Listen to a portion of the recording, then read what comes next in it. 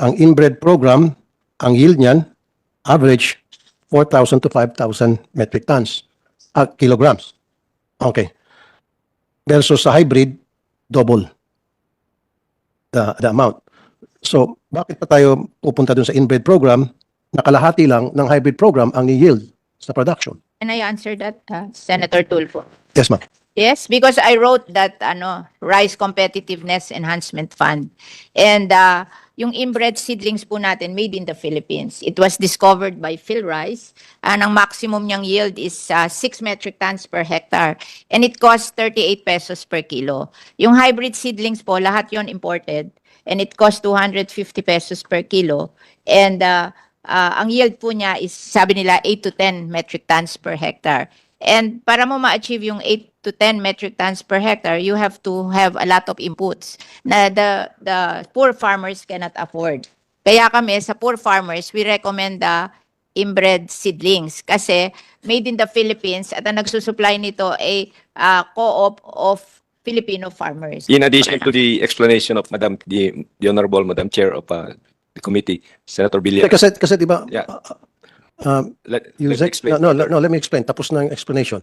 Yung She explain additional- on your Why- behalf. yeah. Ako naman. Okay. But Hindi, there- huwag kang iling-iling. yeah, that- No, I don't like that. Huwag kang iling-iling. Para bang pinagtatawanan mo kami rito. Don't that do is that. true. Yeah. Don't ever do that, please. You're being disrespectful. Para bang, don't do that. Baka gusto mo, ikaw ang tatanong-tanong, didiinin ko rito. No, I'm not. I'm serious. This is a serious matter. We're talking about kapakanan ng mga farmers dito, and yet tatawa-tawa ka pa. Don't. Natiwala naman pinag-usapan dito, and you're still laughing. Hindi na nga masagot-sagot ng mga kasama mo, and you're still laughing. Don't do that, Yusek Sumbilla. Composting. Binibigay ito sa mga taga-LGU, may budget na 500 million. Okay, or more. Ito po ay binibigay sa LGU. Tama? Senator, yung composting either sa LGU or sa co-op or to any association kasi ang isang composter can service 1,000 households, so it should be a group of people Tama. that will do it. And how much is a composting machine? Do we- 800,000 po. 800,000. So, ano ho ba ang pag-purchase, procure ng composting machine? Is it Bureau of Soil and Water Director, Management. Director Nilo. Balik ka dito. Ayan na.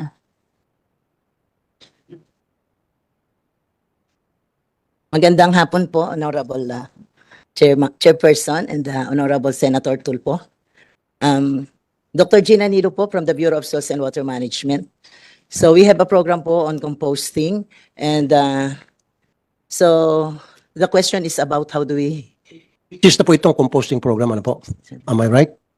8 years na. Yes, about Right. 8 years Okay. po. And it is 17. Programa to. It's just a fund. Oh, because of the high cost of fertilizer. Yes, ma'am. And you can produce fertilizer out of kitchen and garden waste. So I thought Yes. that this will enable the farmer to produce their own fertilizer, provided they are given the composting machine. So you were given a budget of 1 billion in 2 years 20, ago, yes, ma'am. 2021, and then 3 billion last year, this 2023. Yes po, Ma'am. And then now I have asked the National Rice Program to give you a budget of 2 billion because I want every town in the Philippines to have a composter. Yes. They can produce their own fertilizer. Yes, thank you po, Madam My Chair. question to you now, anong pangalan niyo po, ma'am? Gina Nilo po, Dr. Gina Nilo. Dr. Gina, ilan po ang composting machine na ngayon na For 20 na ng DA? Yes, sir. For 2022 po, we have about 1,000 composting machine. And for this 2023, it's about 3,200 composting machine. Lahat-lahat po ilan na? So it's Give or take, it's more than 4,000 composting machine. CFBW po ang tawag namin doon. Okay, good. Saan po ito na-distribute at sino po yung mga nakatanggap nito? Okay, Ano so po mga lugar? thank you very much po. So these are distributed all over the country po and meron po tayong qualification for the beneficiaries. So meron po tayong mga farmers association, meron din po tayong mga local government units at and if this is for example, for the rice program, we give priorities to beneficiaries that are engaged in rice farming so that it will support the compost requirement or organic fertilizer requirement of our rice farmers. Similarly, kasama rin po dito yung ating mga organic agriculture program, corn program, high value program, because this is our way to promote adaptive balanced fertilization strategy. This is our response to rising costs of fertilizer, because the idea here is to combine the use of compost or organic fertilizer with inorganic fertilizer. In so doing, we also sustain the fertility of our soils, because the use of compost will increase the nutrient holding capacity of our soil as well as water holding capacity. So this is also our way to adapt to climate change. Thank you po. I agree Mr. with you. Chair. Now, ang second question ko po sa inyo, Doktora, ay gumanda ba ang yield ng harvest since nagkaroon itong composting program at nakapaggastos na tayo ng bilyones? At ano-ano po yung lugar na nag-benefit ng gusto nito? And can you give us a comparative study, yung before composting and then during composting, kung nagkaroon ba ng pagbabago sa yield, sa harvest? Answer that, it was not supposed to improve the yield, the primary purpose. The primary purpose is you have free fertilizer. Kasi pag ikaw gumawa ng fertilizer mo, libre yun.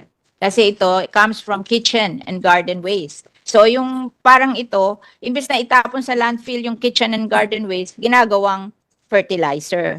Kasi ito, experience namin 20 years sa Las Piñas, we, all our kitchen and garden waste, which is 50% of the waste, we compost into fertilizer. And because of that, we don't throw the 50% of our waste. So ngayon, tapos nire-recycle yung plastic waste, we save 300 million a year from throwing away garbage. Tama po yun. Oh, so the ano here is yung libre yung fertilizer. Tapos malinis yung bayan mo kasi you don't have to throw away the waste. You recycle the waste. Kaya nga, di ba, libreng fertilizer. So sana, dahil may fertilizer, gaganda yung yield ng harvest, right? Versus kung walang fertilizer. Ngayon, nabigyan ng Would like to answer. Okay. Yeah. Go ahead, sir. Thank you very much, Madam Chair and Senator Tulfo. The use of organic fertilizer is actually part of our recommendations in improving the yield of our rice. So it's part of the balanced fertilization. So it's not just using purely organic. So for example, Madam Chair, Mr. Senator, in our recommendation, we recommend at least 10 bags of organic fertilizer in addition to the use of the rice straw that is already in the field. Then you can also add additional inorganic fertilizer or biofertilizer. Now, the significance of using organic compost is that it has other micronutrients that are not available in inorganic.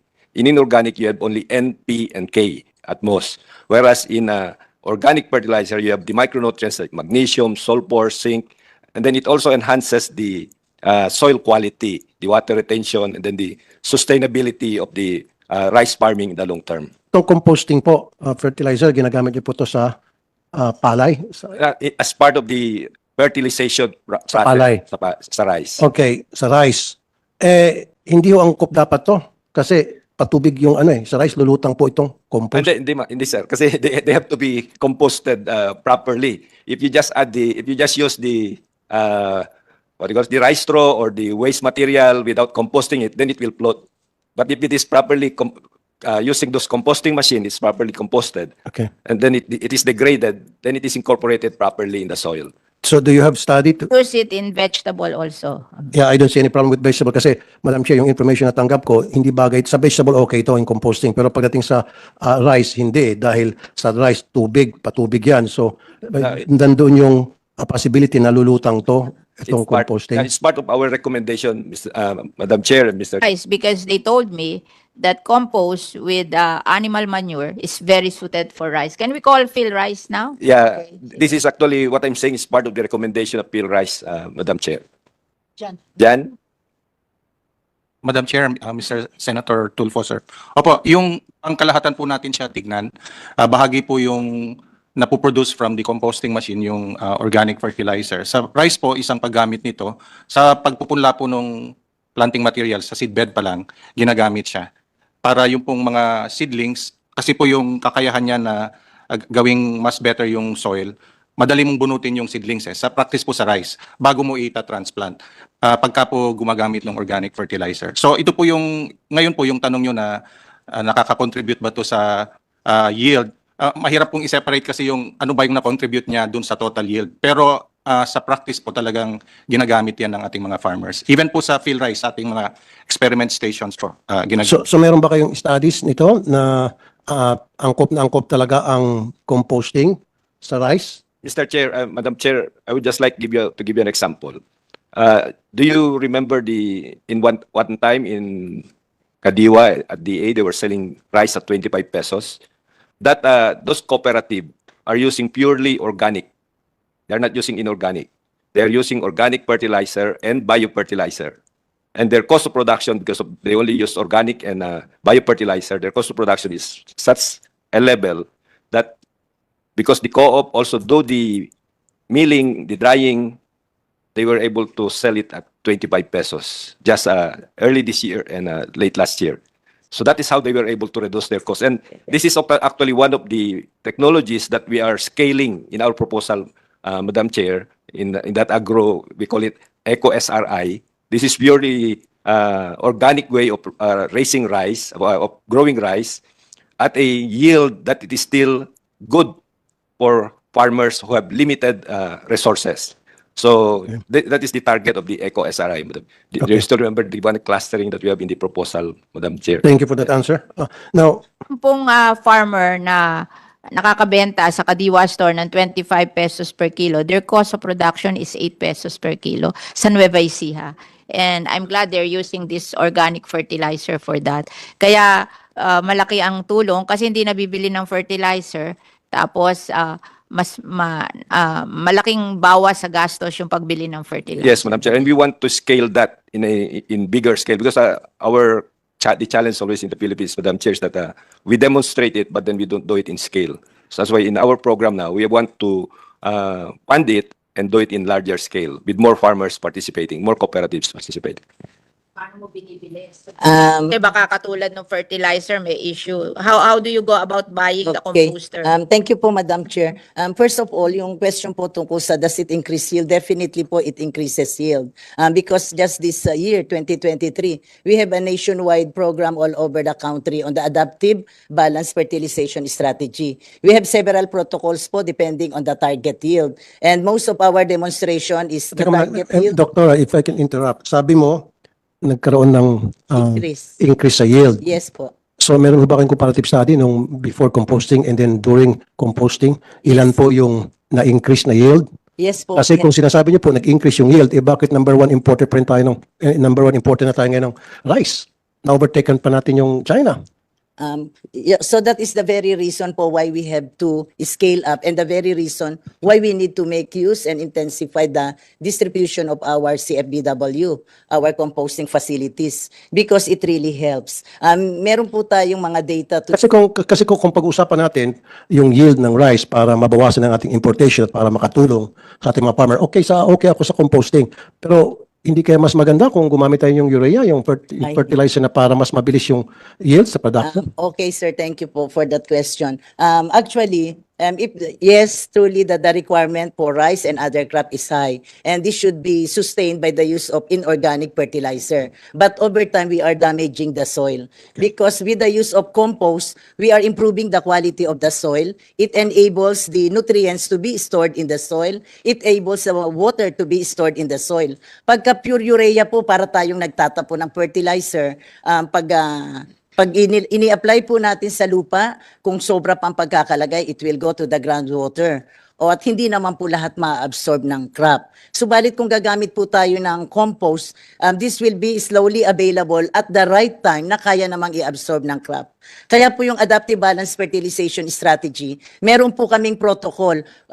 During the land preparation, doon po natin ini-incorporate ang compost. Then yung pag-apply po natin ng fertilizer, we do it at the right amount, at the proper time, and at the proper location. Wala pong maaaksaya. So that's the reason po kung bakit tumataas ang kita sapagkat wala pong naaksayang fertilizer. And at the same time, over time, long-term of use ng ating compost will really save on fertilizer. Naka-store na po, may residual effect. For the next season, ma-achieve po natin Ma'am, napahaba na pong ano nyo, Ay, sorry explanation. po. Anyway, let's put it this way. Excite po, Thank you po. Senator. Other countries Sabi like ko kasi, Thailand, Vietnam, and Cambodia, they use urea. I'm sure they're also concerned about their soil.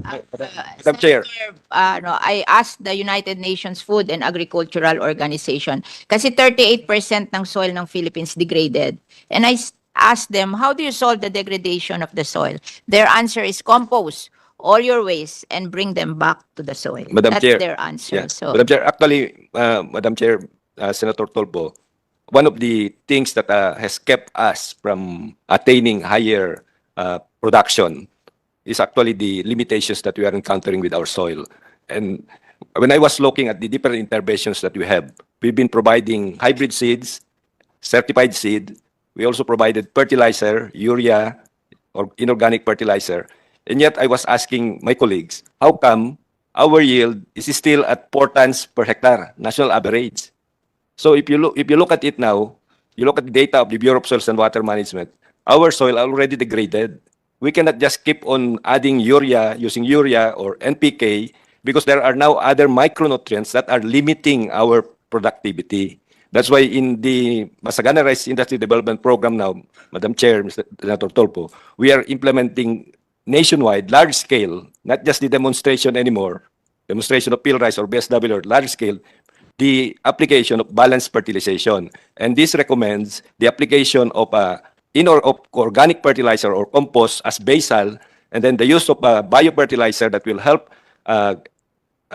help get nitrogen from the atmosphere and from the soil to reduce the use of inorganic fertilizer. So if you use biofertilizer, you use organic fertilizer, you reduce the use of urea, which is sometimes very expensive, which became very expensive, especially last year when the price of urea went up to 3,000. So we want to maintain higher productivity by also maintaining good soil health, Mr. Senator and Madam Chair. So, dalawang issue na lang po, Madam Chair. Now, let's move on. Dito naman po sa Similya, sa seeds, yung RCEF, Rice Competitiveness Enhancement Fund. Meron kayong tinatawag na inbred program at meron kayong hybrid program. Tama? Ang inbred program, ang yield niyan, average 4,000 to 5,000 metric tons, kilograms. Okay. Versus sa hybrid, double the amount. So, bakit pa tayo pupunta dun sa inbred program? Nakalahati lang ng hybrid program ang yield sa production. can I answer that, Senator Tulfo? Yes, ma'am. Yes, because I wrote that Rice Competitiveness Enhancement Fund. And yung inbred seedlings po natin made in the Philippines. It was discovered by Phil Rice. Ang maximum niyang yield is 6 metric tons per hectare. And it costs 38 pesos per kilo. Yung hybrid seedlings po, lahat yon imported. And it costs 250 pesos per kilo. And ang yield po niya is, sabi nila, 8 to 10 metric tons per hectare. And para mo ma-achieve yung 8 to 10 metric tons per hectare, you have to have a lot of inputs na the poor farmers cannot afford. Kaya kami, sa poor farmers, we recommend the inbred seedlings kasi made in the Philippines at ang nagsusupply nito ay co-op of Filipino farmers. Yun. Kaya, at tapos, kung wala kang masyadong gagastahin sa inputs, okay sa'yo ang inbred. And then, kung mayaman ka na, you can buy expensive seeds and you can afford higher inputs, you use hybrid. In addition to the explanation of the Honorable Madam Chair of the committee, Senator Villar. Kasi di ba, Yeah. Let me Yusek, explain. no, let me explain. Tapos na ang explanation. Yung She explain on your Why? behalf. Yeah. Ako naman. Okay. Kasi nga, Yusek, for me, logic tells us na kung itong hybrid nag-yield ng more production, double ng inbred, almost double. In fact, ito nga si Danilo Bolos ng Nueva Ecija, nakapag-produce siya using the hybrid program, 15 metric tons per hectare. Yung Syngenta, la Pioneer SL variety, it can produce 10 metric tons per hectare or more versus sa inbred na 4 to 5 lang. So if we're after high yield, para mas marami tayong production, mas marami tayong harvest, edi dapat mag-concentrate tayo sa hybrid. That is correct, Senator Right? Tulfo. O bakit meron pa itong inbred program na gumagastos tayo ng bilyones dito? We have 4.8 Kasi mas million. maganda, gumastos na lang tayo ng bilyones sa hybrid para mas lalong dumami ang ating rice production. We agree with you, Senator Tulfo. Thank you. We have 4.8 million hectares, and the target now is 1.9 million hectares will be for hybrid because we have to gradually increase. And our focus also is to maximize yield during the dry season, where the hybrid performs very well. The yields that you were mentioning were actually during the dry season. And during the wet season, we try to maximize the use of inbred. Because as of now, our inbred can adapt much better during the wet season, where there is a lot of pests and diseases. But there are also hybrids now that are coming up that are also good during the wet season. But nevertheless, Hindi, kasi may mga studies na yung hybrid is adaptable sa weather na pagdating sa mga ulan. that is also true, Senator Tulfo. Huwag kang iling-iling. Yeah, No, I don't like that. Huwag kang iling-iling. Para bang pinagtatawanan mo kami rito. Don't that do is that. true. Don't ever do that, please. You're being disrespectful. Para bang, don't do that. Baka gusto mo, ikaw ang tatanong-tanong, didiinin ko rito. No, I'm not. I'm serious. This is serious matter. We're talking about kapakanan ng mga farmers dito, and yet tatawa-tawa ka pa. Don't. Natiwala naman pinag-usapan dito, and you're still laughing. Hindi na nga masagot-sagot ang mga kasama mo, and you're still laughing. Don't do that, Yusek Sumbilla. Thank you.